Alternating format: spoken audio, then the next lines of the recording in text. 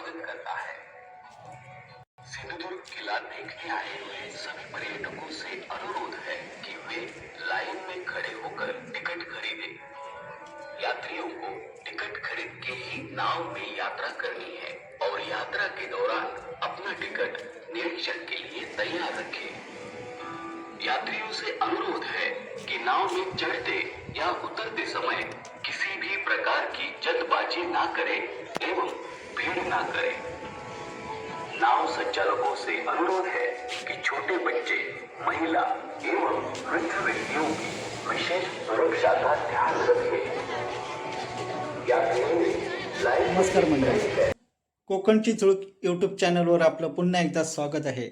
आणि आज मी तुमच्यासाठी घेऊन आलो आहे खास असा व्हिडिओ, तो म्हणजे आज आम्ही सिंधुदुर्ग जिल्ह्यातील मालवण येथील सिंधुदुर्ग किल्ला पाहण्यासाठी जात आहोत। तर माझ्याबरोबर माझे काही मुंबईवरून मित्रमंडळी आलेली आहे। तर सिंधुदुर्ग किल्ल्याची संपूर्ण तुम्हाला माहिती हवी असेल तर हा व्हिडिओ तुम्ही शेवटपर्यंत नक्की पहा आणि व्हिडिओ आवडल्यास नक्की लाईक करा, शेअर करा, सबस्क्राईब करा आणि कमेंट करायला विसरू नका। धन्यवाद।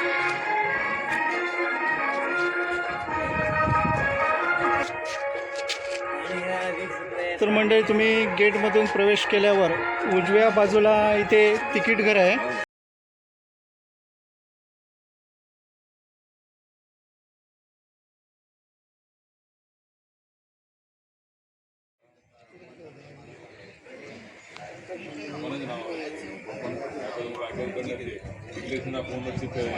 तहसीलला जा मध्ये आता बॉन्ड नाही मिळत, घेऊन जा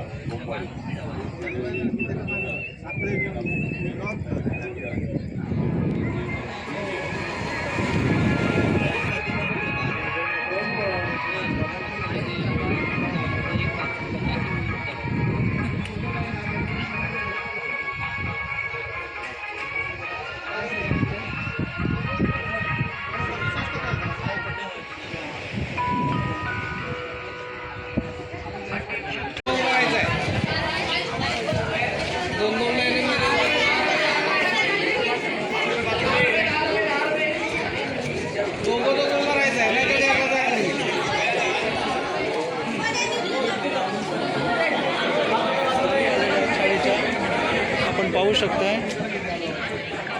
तर अतिशय सुंदर असा हा मालवणचा समुद्र किनारा। आणि तर मंडळी, योगायोग बघा, छत्रपती शिवाजी महाराजांनी बांधलेला हा किल्ला पाहण्यासाठी आमची सफर सुरू झाली ती या भवानी आई बोटीतनं।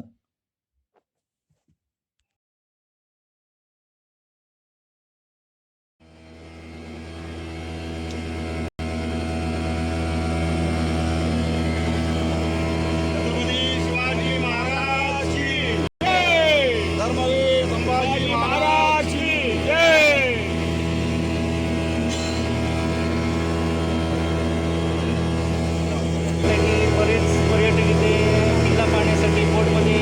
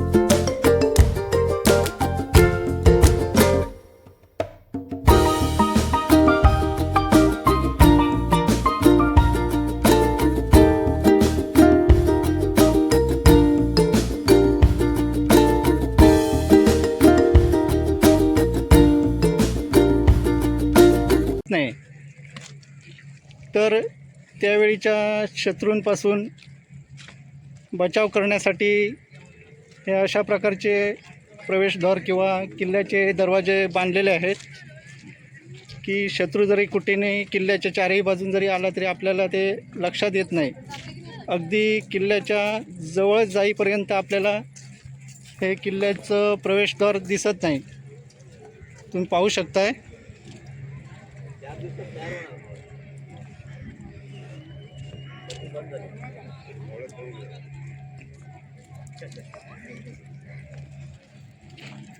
संस्थापक व ब्राह्मण प्रतिपालक क्षत्रिय कुलावंत श्रीमान योगी जानता राजा शिवछत्रपती शिवाजी महाराज की जय. जय जिजाऊ. धर्मवीर संभाजी महाराज की. आणि आम्ही गाईड घेतलेले आहे.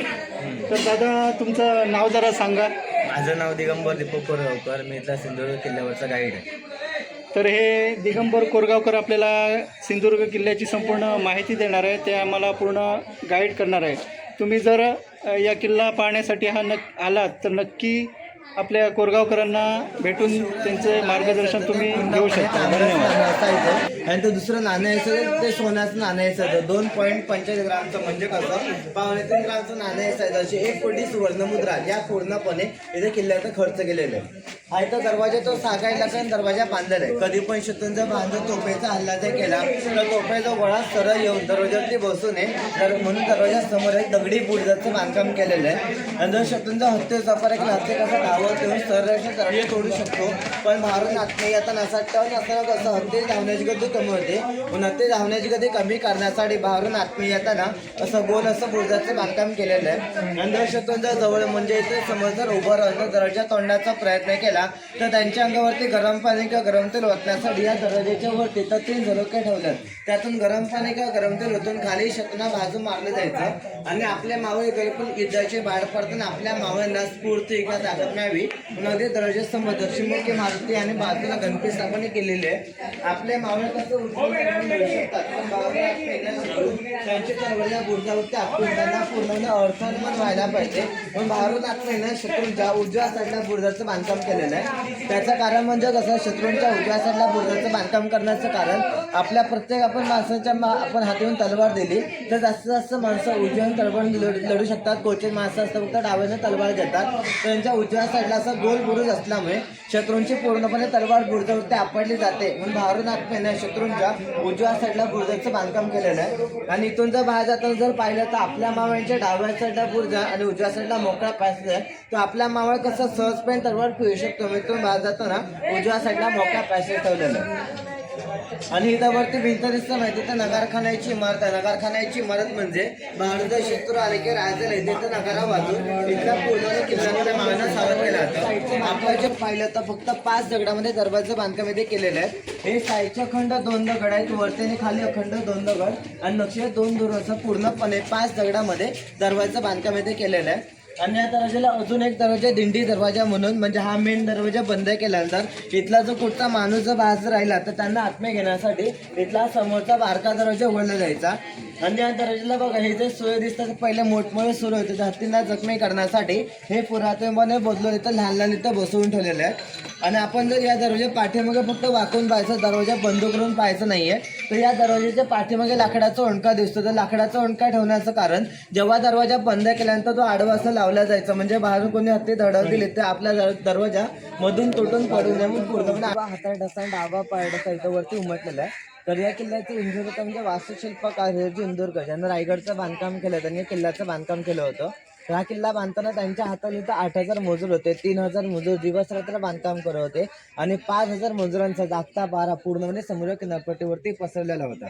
आणि हा किल्ला बांधताना छत्रपती शिवाजी महाराजांना आग्र्याच्या कधीमध्ये कर्जलं होती. जेव्हा आग्र्याच्या कधीमध्ये कर्जल्यानंतर इथलं पूर्णपणे बांधकाम इथलं थांबलं होतं. तर त्यांची माता जिजामाता त्यांनी तर पत्र पाठवलं होतं आपले राजे काही करून तिथून सुटून येणार म्हणून तुम्ही किल्ल्याचं बांधकाम थांबू नका, तुम्ही किल्ल्याचं बांधकाम सुरू ठेवा. जे छत्रपती शिवाजी महाराज जेव्हा आग्र्याच्या कधीन ते सुटून ते निघून आले तर त्यांनी पूर्ण किल्ला पाहिला आणि प्रत्येक मावळ्यांना त्यांनी सोनं नाणी जागा जमीन बक्षीस सर्वांना वाटून दिलं. ते सर्वांनी घेतलं आणि ते शेवटला होते ते हिरोजी इंदुरकर त्यांनी छत्रपती शिवाजी महाराजांकडून सोनं नाणी त्यांनी बक्षीस काहीच घेतलं नाही. त्यांनी फक्त छत्रपती शिवाजी महाराजांकडून उजवा हातावर ठसा आणि डावा पायाचा ठसा फक्त त्यांनी मागून घेतला. तर छत्रपती शिवाजी महाराजांकडून उजवा हातावर ठसा आणि डावा पायाचा ठसा मागण्याचं कारण, तर त्यांनी कारण काय सांगितलं, आपण जेव्हा नवीन वास्तू बांधतो म्हणजे नवीन घर बांधतो तर आपण घरावरती हातावर ठसे उमटतो. तसं आपण स्वराज्य निर्माण करण्यासाठी, स्वराज्य घडवण्यासाठी तुम्ही घरावरती चढताना डावा पाय वापरला म्हणून मला डावा पायाचा ठसा मला उमटून द्या, आणि तुम्ही मराठी माणसासाठी तुम्ही उजव्याने तलवार घेतली म्हणून उजवा हाताचा ठसा मला उमटून द्या. तर छत्रपती शिवाजी महाराजांचा पायाचा ठसा खूप लहान आहे. कारण कसं, छत्रपती शिवाजी महाराजांची उंची 5 फूट 4 इंच उंची होती, म्हणून त्यांचा पायाचा ठसा खूप लहान आहे आणि हाताचा ठसा खूप मोठा आहे. कारण कसं, छत्रपती शिवाजी महाराज अजानुभाऊ होते. अजानुभाऊ म्हणजे कसं, आपण उभं राहिल्यावरती आपला हात गुडघ्याच्या खाली जात नाही, आपण असं वाकल्यानंतर आपला गुडघ्याच्या खाली होतं. तर त्यांचा उभं राहिल्यानंतर न वागता गुडघ्याच्या खाली हात जायचा, मग त्यांचा हाताचा ठसा खूप मोठा आहे. इथून सरळ वरती जायचं, वरती माणसं ते बघता येते. छत्रपती शिवाजी महाराजांचा उजवा हाताचा ठसा आणि त्याच्या खाली तशा प्रकारची खाली एक घुमटे, त्याच्यामध्ये छत्रपती शिवाजी महाराजांचा डावा पायाचा ठसा तिथं वरती उमटलेला आहे. इथून सरळ जायचं, वरती चढायचं, हाताचा पाय आम्हाला आता मार्गदर्शन केल्याप्रमाणे आम्ही आता शिवाजी महाराजांच्या पायाचे ठसे आणि हाताचे ठसे बघण्यासाठी जात आहोत.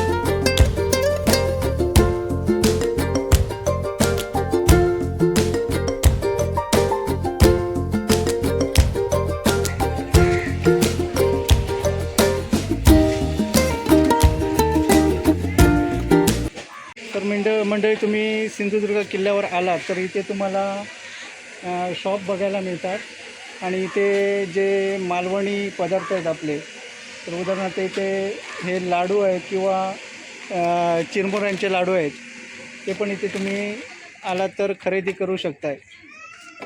तर आपल्या मॅडम शॉपचं जरा नाव सांगू शकताय? सचिन कोल्ड्रिंक्स. मोठ्याने सांगा. सचिन कोल्ड्रिंक्स. तर इथे सचिन कोल्ड्रिंक्स नावाचं शॉप आहे. तर इथे तुम्ही जर किल्ल्यावर फिरून दमून जर थकून आलात तर इथे अवश्य तुम्ही कोल्ड्रिंक प्यायला थोडा वेळ बसू शकताय.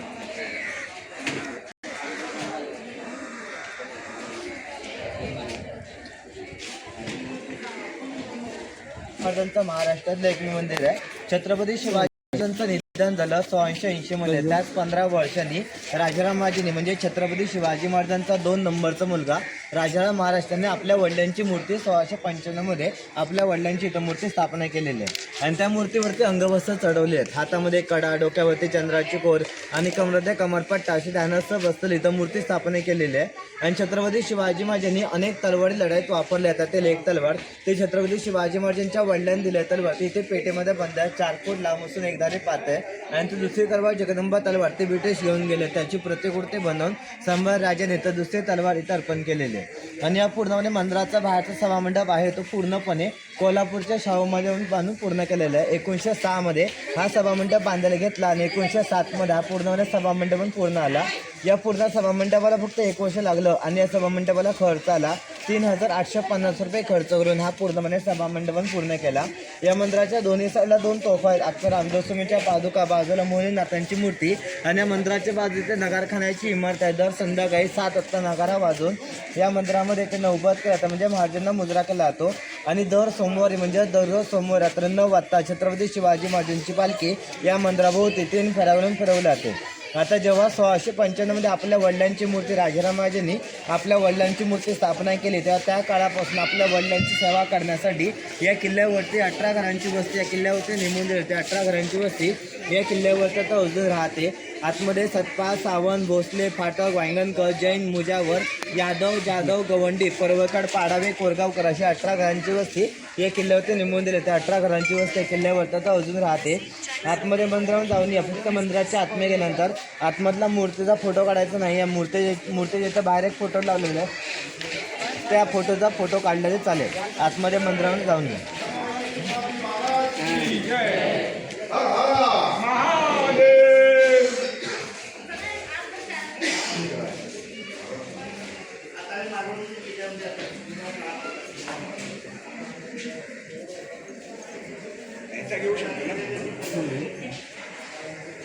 म्हणजे इथे छत्रपती शिवाजी महाराजांच्या मंदिराजवळ आलात की तुम्हाला इथे एक म्युझियम बघायला मिळतं. म्युझियममध्ये जर तुम्हाला जायचं असेल तर इथे 10 रुपये तिकीट ठेवलेलं आहे. ते तिकीट काढून तुम्ही आतमध्ये जाऊन म्युझियम पाहू शकताय.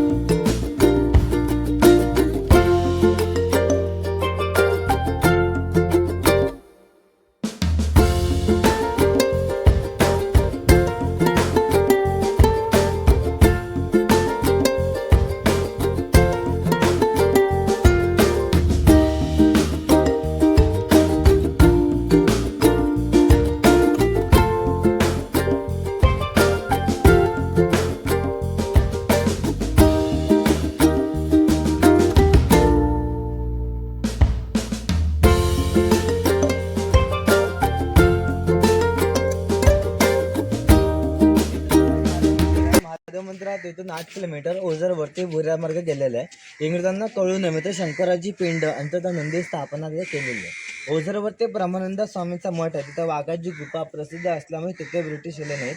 मग प्रथम ब्रिटिश इथे आले. मग त्यांना कळलं त्या महादेव मंदिरातून जो भुऱ्या मार्ग गेला तो पूर्णपणे भुऱ्या मार्ग 1765ला हा पूर्णपणे भुऱ्या मार्ग बंद करून टाकला. आता या ज्या मंदिराचे आपण जर भांजर पाहिलं तर आपल्याला तिथं समोरच्या चौकोनाकाची विहीर दिसते. त्यावेळी विहीरला जी वरती जी कडा जी बांधले ते आता बांधले, कारण पहिला नुसतं असं लाकडी सभा प्लॅटफॉर्म असायचा. म्हणजे कोणी जर भांजर पाहिलं तर त्यांना पूर्णपणे जमीन सपाट दिसायचं आणि फक्त शंकराची पिंड आणि नंदी दिसायची. म्हणून पूर्णपणे शत्रूंची दिशाभूल करण्यासाठी या पूर्णपणे भुऱ्या मार्गाला मंदिराचा आकार दिलेला होता.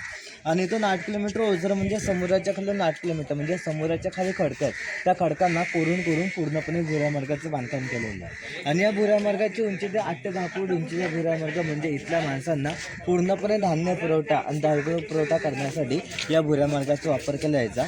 आणि इथून पूर्णपणे जाताना मशाली घेऊन आतमध्ये जायचे. मशाली घेऊन जाण्याचं 2 कारण आहेत. पहिलं कारण म्हणजे ज्या मशाल पेटते ते आपल्याला प्रकाश भेटतो. दुसरं कारण म्हणजे ज्या मशाल पेटत राहते काय तेव्हा बाहेरचं ऑक्सिजन आतमध्ये खेचला जातो, म्हणून पूर्णपणे इथून आतमध्ये जाताना मशाली घेऊन आतमध्ये जायचं.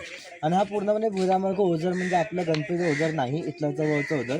इथून विजयदुर्ग आणि कुणकेश्वरला जाताना म्हणजे ओझर म्हणून गाव आहे, ते ब्रह्मानंद स्वामींचा मठ आहे. त्या ब्रह्मानंद स्वामींच्या मठामध्ये जाऊन ती वाघाची गुफा तिथं ओपन होते. म्हणजे इथून हा भुऱ्या मार्ग तिथं ओपन होतो आतमध्ये मंदिरामध्ये जाऊन.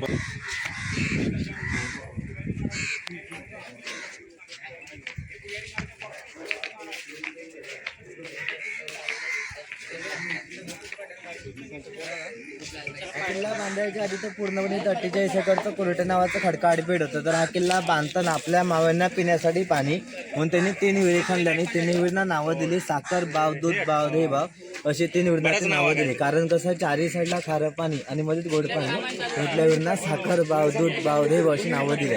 आणि 3 विहिरींना शंकराच्या पिंडीचा आकार दिलाय. कारण कसं छत्रपती शिवाजी महाराज शंकराचे भक्त होते आणि शंकराच्या पिंडीचा आकार दिलेला आहे. आणि शंकराच्या पिंडीचा आकार देण्याचं दुसरं कारण किती सूर्यप्रकाश पडला तो डायरेक्ट विहिरीमध्ये पडत नाही. म्हणजे कसं पाण्याचं बाष्पीभवन होऊ शकत नाही. म्हटलं तर 3 विहिरींना शंकराच्या पिंडीचा आकार दिलेला आहे.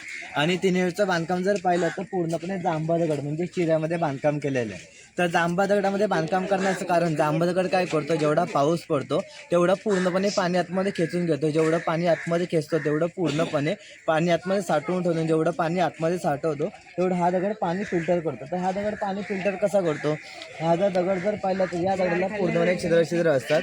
छिद्र असल्यामुळे जे पाणी जे आतमध्ये जाणार ते पूर्ण ते पाण्याच्या पाजरात आतमध्ये जाणार. म्हणून पूर्णपणे पाणी फिल्टर करण्यासाठी या पूर्णपणे जांभा दगडाचा वापर केला जायचा. हे जे समोर जी विहीर ते साखरबाव विहीर आहे, इथं बाजूला दूधबाव, तिकडे पुढे दहीबाव अशा 3 विहिरींना ती नावं दिली आहेत. आणि 3 विहिरींना शंकराच्या पिंडीचा आकार देऊन पूर्णपणे जांभा दगडाचं बांधकाम पूर्णपणे 3 विहिरींना केलेलं आहे. आतमध्ये विहिरीमध्ये उतरायचं असेल तर चपलं बाहेर काढायची आणि आतमध्ये विहिरीमध्ये जाऊन यायचं. कारण कसं वरती शंकराच्या पिंडीचा आकार आहे आतमध्ये. टेस्ट वेगळी आहे का?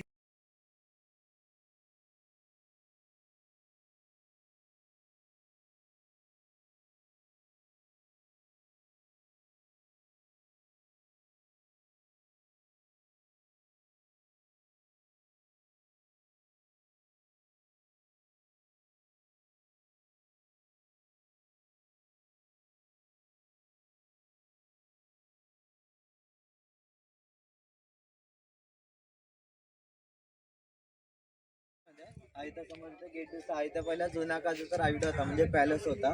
तर या राजवाड्यामध्ये फक्त ताराणी आणि राजारामाचं वास्तव केलेलं होतं. ताराणी आणि राजाराम महाराज इथे निघून गेले ते ब्रिटिशांनी आपण राजवाडा सभामंडप करून टाकला. फक्त राजवाड्यामध्ये आता कसं आपल्या घराच्या मेन दरवाजावरती नक्षीकाम केलेले असते तसंच नक्षीकाम आपल्याला इथं समोर पाहायला भेटतं. तर हे इथं गोल आहे ते कमळी नक्षी आणि हा पूर्णपणे हत्ती सोंडेचा आकार म्हणजे हा पूर्णपणे इथं हत्ती होता. तो तोफेचा हल्ला केल्यामुळे तो पूर्णपणे उद्ध्वस्त करून टाकलेला आहे. याचा आपण जर बांधकाम जर पाहिलं तर हा जांभा दगड आहे, गाडगुड दगड आणि या विटा वापरलेल्या आहेत. आणि 2 दगडाच्या मध्येच आपण कसं सिमेंट आणि वाळू भरतो. तर पहिलं जुना काळी पूर्णपणे तडभिंता बांधण्यासाठी पण शिसं, चुना, गूळ, वाळू, भेंडीचा रस, उडीद डाळ, बेलाचं फळ आणि कात असं पूर्णपणे 8 पदार्थांचं मिश्रण करून या पूर्णपणे 2 दगडाच्या मध्ये मटेरियल भरलेलं आहे. आणि आपण विहिरीचा आकार जर पाहिला तर पूर्णपणे शंकराच्या पिंडीचा आकार देण्यात आणि पूर्णपणे पाण्याच्या तळापासून वरपर्यंत जांभा दगडाचं बांधकाम केलेलं आहे. तर आपण जर आपल्या गावातल्या विहिरी जर पाहिलं तर आपल्या गावातल्या विहिरी आपल्याला कशा पाहायला भेटतात, गोल विहिरी पाहायला भेटतात. तिथल्या विहिरीला जमिनी खालून तिथल्या विहिरीला जरा भेटतो. आणि इथे जर पाहायला गेलं तर चारी साईडला खारा पाणी आहे. खारा पाण्याच्या मध्ये खडकांच्या मध्ये जमीन आहे. इथं जर आपण जर 50-60 जर विहीर जर खोल जर पाडली तर विहीर एवढी खोल जाणारच नाही, कारण त्यांना पूर्णपणे विहिरीच्या शेवटच्या टोकाला म्हणजे जेवढं माती भेटली मातीच्या खाली त्यांना पूर्णपणे गाडगुडी खडक भेटला. तर त्यांनी काय केलं, आपल्या गावामध्ये झरा कधी भेटतो आपल्याला, जेव्हा हा जांभा दगड जेव्हा 50-70 फुटावरती हा जेव्हा जांभा दगड आपल्या गावामध्ये भेटतो खाली, तर तिथं आपल्याला झरा भेटतो. तर त्यांनी काय केलं, बाहेरून हा जांभा दगड घेऊन आले. बाहेरून जांभा दगड घेऊन आल्यानंतर त्यांनी पूर्णपणे त्या तळापासून म्हणजे त्या खडकापासून वरपर्यंत जांभा दगडाचं बांधकाम केलं. म्हणजे जेव्हा पाऊस पडणार तो पूर्णपणे पाऊस पाणी आतमध्ये हा दगड पूर्णपणे पाणी आतमध्ये खेचून घेतो आणि त्या पूर्णपणे जमिनीमध्ये पसरून टाकतो. आणि जेवढं पाणी असतं ते आपल्याजवळ खेचून घेण्यासाठी हा पूर्णपणे जांभा दगड पाणी आपल्याजवळ खेचून. संपूर्ण किल्ला पाहून दमून जर थकून इथे आलात तर थोडा वेळ तुम्ही इथे कोल्ड्रिंक म्हणा किंवा आवळा सरबत म्हणा, असं जे पाहिजे ते कोल्ड्रिंक तुम्ही इथे घेऊ शकता. तर तुम्ही मालवणमध्ये सिंधुदुर्ग किल्ल्यावर आलात तर नक्की या ठिकाणाला भेट द्या. तसे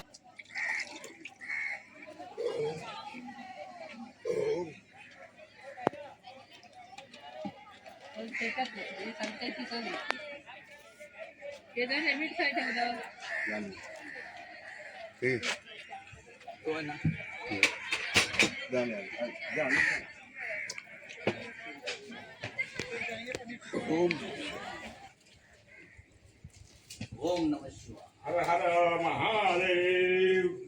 भवानी माते की जय. शिवाजी महाराजांचे कुलदैवत 25 नोव्हेंबर 1664ला म्हणजे या किल्ल्याची पायाभरणी करण्याच्या आधी 25 नोव्हेंबर 1664ला स्वतः छत्रपती शिवाजी महाराजांनी इथं भवानी मातेची मूर्ती स्थापना केली आणि या मूर्तीचा आशीर्वाद घेतला आणि या पूर्णपणे किल्ल्याची पायाभरणी करायला सुरुवात केली.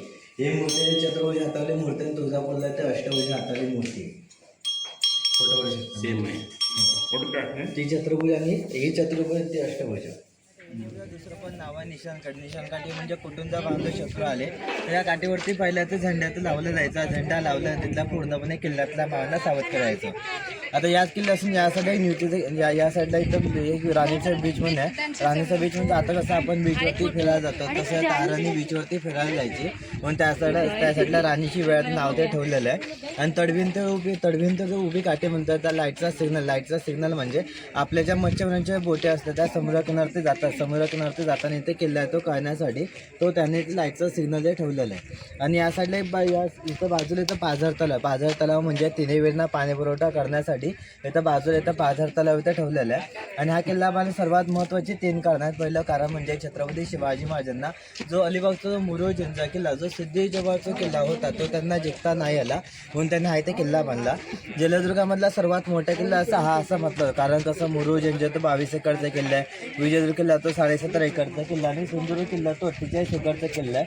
48 एकर जमीन 3.5 किलोमीटरची पूर्णपणे तडभिंत 30 ते 35 फूट पूर्णपणे तडभिंत उंच आणि 8 ते 10 फूट पूर्णपणे तडभिंती जाडी आहे. आणि हा किल्ला बांधण्याचं दुसरं कारण म्हणजे आपली पूर्णपणे महाराष्ट्राची 720 किलोमीटरची पश्चिम किनारपट्टी सुरक्षा म्हणून त्यांनी किल्ला बांधला. कारण कसं या किल्ल्यात दोन्ही साईडला शत्रू होते. ते गोव्याला पोर्तुगीज, वेंगुर्ला डच, मुंबई राजापूरमध्ये इंग्रज आणि अलिबागला सिद्धी दोन्ही साईडला शत्रू होते. या दोन्ही शत्रूंपासून आपली पूर्णपणे महाराष्ट्राची 720 किलोमीटरची पश्चिम किनारपट्टी सुरक्षा हवी म्हणून त्यांनी किल्ला बांधला.